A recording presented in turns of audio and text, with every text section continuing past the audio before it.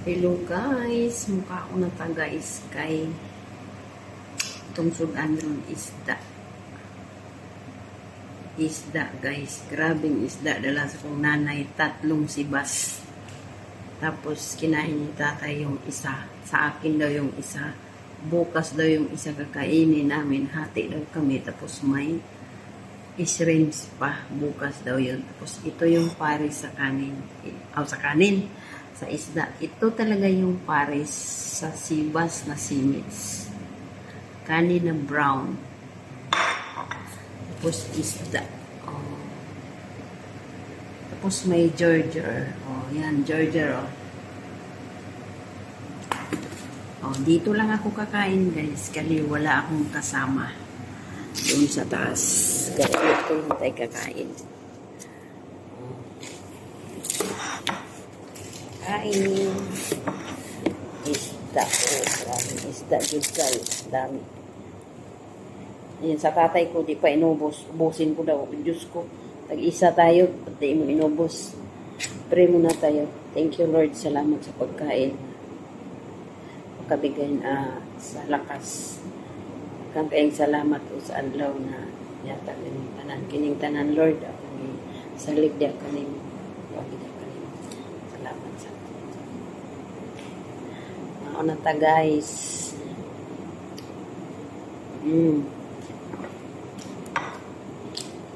Masre. Ito yung ano guys, is masre. Tanang pagkain mo parang malagkit, super lambot, parang ano sa atin na rice. Di ko na alam mo ano yung mga variety na rice sa Pilipinas. Basta masarap to na rice. Ang ingay sa atong refrigerator. Teka muna.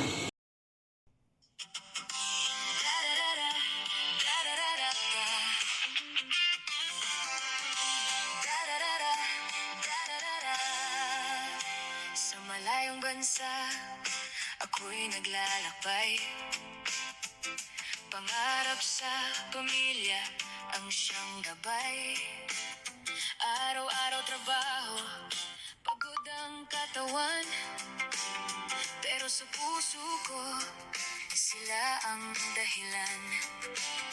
Kahit dayo ako sa lugar na di ko kaugali, kapit lang sa dasal para sa pamilyang minamahal ko lagi.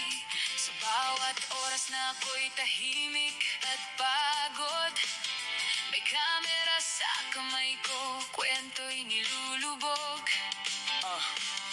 Manding vlog ang tawag sa simpleng channel ko. Hindi man sikat, basta totoo ang kwento ko. Buhay OFW na puno ng sakripisyo, pinapakita sa screen ang tunay na mundo ko. May mga araw na lungkot ang kasama, may gabi na parang gusto ko nang sumuko sana. Pero naaalala ko ang pamilya sa bahay, kaya sa vlog ko tuloy ang laban ng buhay. Sa bawat upload may halong emosyon, tawa, luha at konting inspirasyon. Hindi man perpekto ang buhay na dala, pero sa ponteng ko may pag-asa pa pala. Para sa tugdol, para sa tuludol na mundo. Banding vlog, kwento ko'y buo. OFW na lumalaban sa gitna ng distansya. Para sa pamilya, handang magsakripisyo at magtiis sa lahat ng problema. Sa bawat view may pusong umaasa na balang araw uuwi rin sa yakap ng pamilya.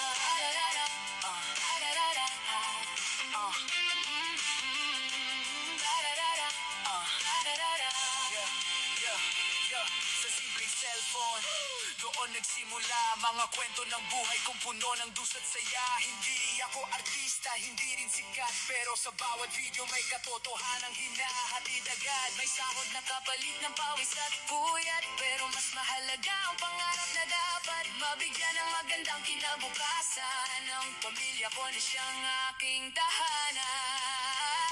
Kapag tumutuloy Tumutunog ang tawag sa video call, parang nabubuo ulit ang aking mundo. Kahit saglit lang, ngiti ng anak at boses ng mahal, sapat na para sa pusong pagod at lumalaban.